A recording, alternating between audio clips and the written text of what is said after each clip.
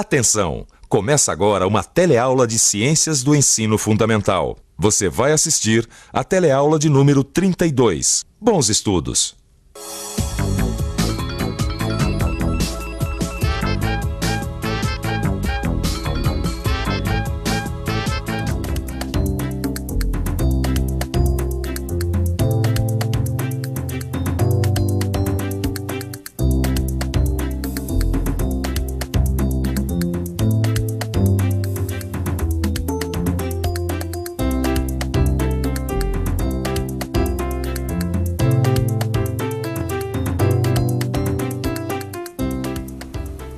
Num passeio pelo zoológico, a gente pode perceber que existem animais com as mais variadas características. Tem animal grande, pequeno, que vive na terra, que vive no mar, com escamas, com penas, sem penas. Afinal, são mais de 2 milhões de espécies de animais. Você já pensou que complicação seria estudar tantas espécies de animais sem qualquer método? Pois é. Para facilitar os estudos, os cientistas organizaram os animais em grupos, levando em consideração as características de cada uma das espécies animais. Na teleaula de hoje você vai ver que os animais estão divididos em 2 grandes grupos, os animais vertebrados e os animais invertebrados, e ainda entre os vertebrados em 5 classes diferentes. Com a ajuda dessa classificação, os cientistas podem estudar uma infinidade de coisas sobre os animais, e até descobrir um monte de coisas sobre animais que já desapareceram há milhões de anos do planeta. Os dinossauros, por exemplo. Gente, eu vi um filme tão legal ontem. Comprei até um dinossauro, ó. É uma gracinha? Lindo. Sabe o que eu acho incrível? É que nenhum ser humano conseguiu ver um dinossauro de verdade. Sabe que o filme que eu vi ontem falava disso mesmo? Que os dinossauros existiram há milhões de anos atrás e que eles desapareceram muitos anos antes dos seres humanos aparecerem. Como é que cientistas podem saber tanta coisa sobre os dinossauros, hein? Não, é o seguinte, é que os cientistas descobriram alguns restos dos dinossauros que ficaram preservados. Ô, Lineu, é isso que eu acho incrível. Como é que os cientistas conseguem descobrir tantas coisas a partir desses restos? Eles descobriram como eram os hábitos dos dinossauros, como é que eles viviam, como é que era o tamanho deles, o corpo... Bom, é o seguinte, o primeiro passo foi determinar a que grupo de animais os dinossauros pertenciam. Aí com essa informação, eles puderam descobrir um monte de outras coisas. Grupo de animais? Observando os animais, a gente pode descobrir muitas coisas sobre eles. Uma delas é se eles possuem ou não possuem coluna vertebral. Olha, essa é uma informação fundamental para a gente saber a qual dos 2 grandes grupos esse animal pertence. Ao grupo dos animais vertebrados ou dos invertebrados. Grupo dos animais vertebrados e grupo dos animais invertebrados? Como assim, Lineu? Calma, Maria, uma coisa de cada vez. Tá bom, então. Animais vertebrados. Tá bom, Maria. Você, por exemplo, se eu passar a mão aqui nas suas costas, aí, ó, o que você tá sentindo aqui, essa fileira de ossinhos, tá vendo? Tô. Tá, isso aqui é uma coluna vertebral. Essa coluna vertebral é uma estrutura que existe em todos os seres humanos e em vários animais também.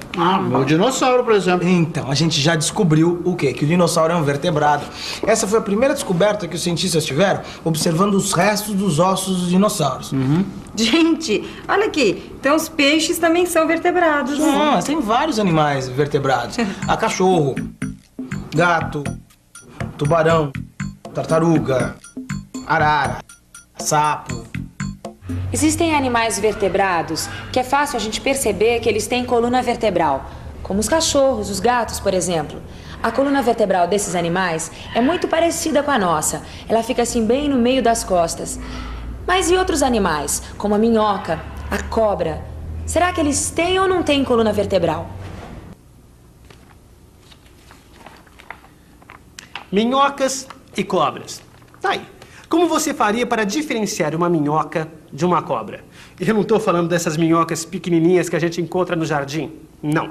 Mas sim de minhocas como a minhocossu, que chega a ter meio metro de comprimento, parecendo bastante com uma cobra.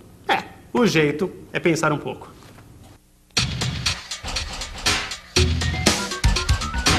Como a gente já sabe, a grande diferença entre um animal vertebrado e um animal invertebrado é a coluna vertebral. Por isso, se a gente quiser diferenciar uma cobra de uma minhoca, o jeito é verificar se esses animais têm ou não coluna vertebral. Pelo que a gente pôde ver nessa ilustração, a cobra possui um conjunto de ossos, também chamado de esqueleto. Podemos ver também a coluna vertebral e, por isso, é um animal vertebrado. Já a minhoca, como a gente pode ver, não tem ossos. Ou seja, a minhoca não tem coluna vertebral e, por isso, é um animal invertebrado. Assim como as minhocas, existem várias outras espécies de animais que não possuem coluna vertebral. Na verdade, existem 1.800.000 espécies de animais que fazem parte do grupo dos invertebrados.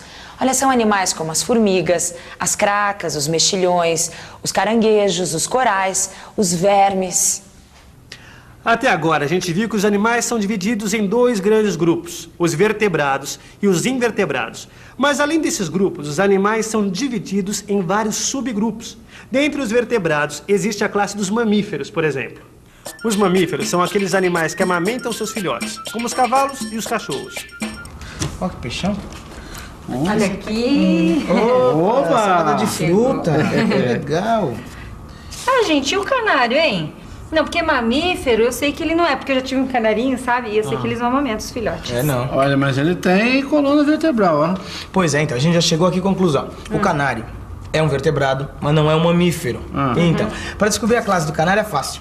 Olha aqui, ó, nessa foto. O que tem mais no canário? Ah, isso é fácil mesmo. Tem pena. Então, pena é a característica exclusiva da classe das aves. É fácil reconhecer os animais que fazem parte da classe das aves, como os pássaros, por exemplo, as galinhas, os avestruzes, essas araras. Todos eles têm penas. Mas os animais que fazem parte da classe dos anfíbios, você saberia dar algum exemplo? Anfíbios? Olha, de cabeça não sei dizer. O jeito é ler nessa revista. Os animais anfíbios vivem parte da vida na água e outra parte na terra, como dá para perceber observando esse sapo. Os anfíbios possuem a pele lisa e úmida. Ô, Linel, e os peixes, hein? Não, porque eles não amamentam os filhotes como os mamíferos, não têm penas como as aves e também não têm a pele lisinha e vivem tanto na água quanto na terra quanto os anfíbios. O que eles são? Bom, Maria, pensa nas características principais dos peixes. Quais são? Bom, eles vivem só na água e têm o corpo revestido por escamas, né? Então, quando você falou eles, você se referiu aos peixes de uma forma geral, né? Você não pensou exclusivamente num tubarão, numa sardinha, numa garopa, né? Você pensou em todos ao mesmo tempo. Então, a resposta tá aí. Eles fazem parte da classe dos peixes. Até agora, a gente já viu 4 classes de animais vertebrados. Os mamíferos, as aves, os anfíbios e os peixes. Mas será que os dinossauros faziam parte de alguma dessas classes? Ou será que existe uma outra classe de animais vertebrados que a gente ainda não viu? Não sei não, viu? Esse dinossauro não parece pertencer a nenhuma das classes que a gente já viu. Sabe que eu não consigo imaginar como é que cientistas descobriram a que classe eles pertenciam? Bom, o que aconteceu foi o seguinte. Além dos ossos encontrados, os cientistas também encontraram dentes e ovos com embriões.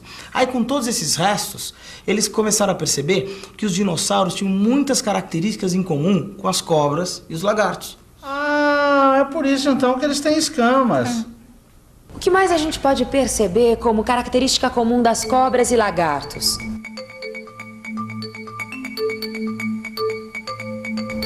Então, você já conseguiu descobrir? Bom, além das escamas revestindo o corpo, o que os animais da classe dos répteis têm em comum é que eles têm a capacidade de viver na Terra. Isso nos leva a concluir que os dinossauros também eram animais terrestres. Então, essa revista que chegou hoje de manhã é incrível. Tem tudo sobre dinossauros, até uma matéria falando sobre o desaparecimento deles e de outras espécies de animais.